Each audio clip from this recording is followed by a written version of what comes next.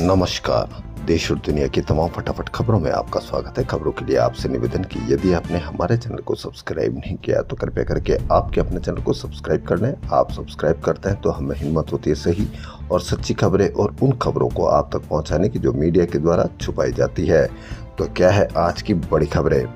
कांग्रेस ने पटना में बड़ी CWC बैठक की। तो कांग्रेस ने मतदाता सूचियों के विशेष गहन पुनरीक्षण को लोकतंत्र के लिए सबसे बड़ा खतरा करार दिया है। पार्टी ने इसे भाजपा की साजिश बताया। साथ ही कहा कि मतदाता सूचियों में हेरफेर कर भाजपा सत्ता में बने रहना चाहती है। कांग्रेस कार्य समिति की बैठक में बुधवार को पारित 2 प्रस्ताव में ये बातें कही गई। पटना के सदाकत आश्रम में हुई इस बैठक की अध्यक्षता कांग्रेस अध्यक्ष मल्लिकार्जुन खड़गे ने की। स्वतंत्रता के बाद बिहार में CWC की यह पहली बैठक है। 85 साल पहले 1940 में अविभाजित बिहार के रामगढ़ में CWC की बैठक हुई थी। प्रस्ताव में कहा गया कि वोट चोरी व मतदाता सूचियों में अनियमितताओं ने लोकतंत्र की नींव में जनता का विश्वास हिला दिया है।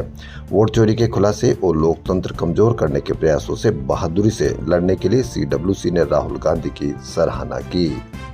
कांग्रेस ने सरकार पर हमला बोलते हुए दावा किया कि मोदी की अग्लोमेसी यानी गले लगाने की कूटनीति नाकाम रही। इसके चलते देश कूटनीतिक रूप से अलग थलग पड़ गया। राजनीतिक प्रस्ताव में कहा गया कि भारत के रणनीतिक स्वायत्तता को वर्तमान सरकार ने अमेरिका और चीन के बीच डगमगाकर बर्बाद कर दिया। प्रस्ताव में कहा गया कि ऑपरेशन सिंदूर रोकने के लिए डोनाल्ड ट्रंप ने व्यापार का दबाव बनाया था, लेकिन इसके बावजूद अमेरिका ने भारतीय निर्यात पर भारी शुल्क लगा दिया। उत्तराखंड में हजारों छात्र छात्राएं बेरोजगार सड़कों पर उतर आए, यानी जैन जी सड़कों पर उतर आए। सभी 21 सितंबर को ही अधीनस्थ लोक सेवा चयन आयोग की स्नातक स्तरीय परीक्षा के पेपर लीक होने से भड़क गए। इसके खिलाफ पहली बार पूरे राज्य में एक साथ छात्र आंदोलन 2 दिन से चल रहा है। हजारों युवा देहरादून में उत्तरकाशी तो श्रीनगर में अल्मोड़ा पिथौरागढ़ तक सड़कों पर है। युवा हाथों में पेपर चोर गद्दी छोड़ की तख्तियां लेकर प्रदर्शन कर रहे हैं। उन्होंने सरकार से निष्पक्ष जांच की मांग करते हुए CM का इस्तीफा मांगा है। मूल निवास भू कानून समन्वय समिति के गढ़वाल आयोजक अरुण नेगी ने कहा कि 21 सितंबर को 400 से अधिक केंद्रों पर परीक्षा आयोजित की गई, लेकिन 35 मिनट में ही पेपर लीक होने की बात सामने आई। इससे छात्रों का सपना पल भर में टूट गया। आपने मीडिया में कितनी कवरेज देखी, यही सबसे बड़ी आपकी समझदारी है कि आप ये कवरेज देखें कि कहां कैसे कितनी कवरेज की जाती है। CBSE 17 फरवरी से 10वीं और 12वीं की बोर्ड परीक्षाएं शुरू करेगा। बोर्ड ने बुधवार को संभावित डेट शीट जारी की है। पहली बार 10वीं की परीक्षा एक ही सत्र में 2 बार कराई जाएगी। CBSE परीक्षा नियंत्रक संयम भारद्वाज ने बताया कि 10वीं की पहली परीक्षा 17 फरवरी से 6 मार्च 2026 तक चलेगी। दूसरी परीक्षा 15 मई से 1 जून 2026 के बीच होगी। राष्ट्रपति के मथुरा दौरे के लिए दुनिया की सबसे लग्जरी ट्रेन। जी हां, इस खबर को आप किस तरह से देखते हैं, इस पर भी अवश्य कमेंट करके बताएं। राष्ट्रपति द्रौपदी मुर्मू गुरुवार को दिल्ली से मथुरा और वृंदावन के 1 दिवसीय दौरे पर जाएगी। इस यात्रा के लिए रेलवे ने दुनिया की सबसे लग्जरी ट्रेनों में से एक महाराजा एक्सप्रेस को राष्ट्रपति स्पेशल ट्रेन के रूप में तैनात किया है। केंद्र शासित प्रदेश लद्दाख को पूर्ण राज्य का दर्जा और 6ठी अनुसूची में शामिल करने की मांग को लेकर बुधवार को राजधानी लेह सुलग उठी। सोशल एक्टिविस्ट सोनम वांगचुक की 35 दिनी भूख हड़ताल में शामिल सैकड़ों स्थानीय लोग सड़कों पर उतर आए। उन्होंने भाजपा और हिल काउंसिल के दफ्तर में तोड़फोड़ की और आग लगा दी।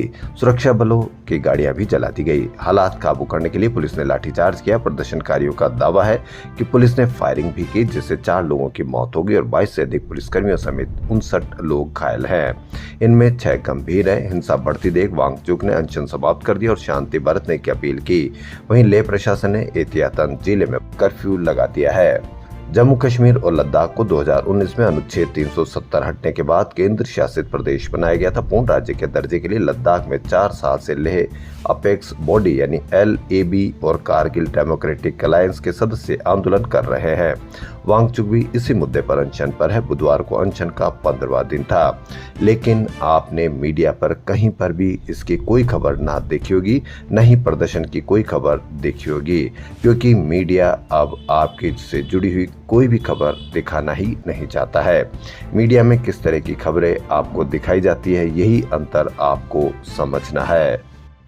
इंडिया ने लगातार 5वां मैच जीतते हुए एशिया कप के फाइनल में प्रवेश कर लिया। बुधवार को टीम इंडिया ने बांग्लादेश को 41 रन से हराया। इंडिया ने 20 ओवर में विकेट पर 168 रन बनाए थे। जवाब में बांग्लादेश टीम 19.2 ओवर में ऑल आउट हो गई। अमेरिका में H-1B वीजा को लेकर अप्रत्याशित सख्ती भारतीय आईटी प्रोफेशनल्स और अमेरिकी कंपनियों के लिए बड़ा झटका साबित हो सकता है, लेकिन आप मीडिया पर कहीं पर भी इसकी कोई चर्चा नहीं देखेंगे, क्योंकि आपका बच्चा बेरोजगार होगा और आपका बच्चा बेरोजगार होगा, इससे मीडिया को कहीं कोई चिंता नहीं है।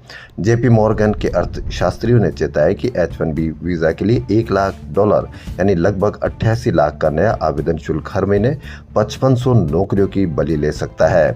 इस फैसले से सबसे ज्यादा असर भारतीय टेक प्रोफेशनल्स और विदेशी टैलेंट पर निर्भर अमेरिकी कंपनियों पर पड़ेगा। आपको इसमें चिंता करने की कोई जरूरत नहीं है। मीडिया आपको बताएगा कि यदि H-1B वीजा पर 88 लाख रुपए आपको देना होगा तो आपको कितना अधिक फायदा होगा। मीडिया ने जैसे ही टैरिफ बढ़ाया, मीडिया ने बताया कि आपको टैरिफ बढ़ाने से आपको फायदा होगा। मीडिया ने 62 रुपए पर बताया था कि आपको डॉलर मजबूत हुआ है, 62 रुपए पर है, तो कमजोर रुपया आपको कितना नुकसान कर रहा था। वहीं मीडिया ने आपको बताया कि 88 रुपए से ऊपर जब रुपया पहुंच गया, कमजोर हुआ, तो मीडिया ने आपको बताया कि आपको कितना फायदा होने वाला है। और आप भी शायद मीडिया की इतनी गिरफ्त में आ गए हैं कि महंगी शिक्षा, बेरोजगारी, 88 लाख रुपए वीजा शुल्क पर भी आप ये सोचते हैं कि अब आपको फायदा होने वाला है।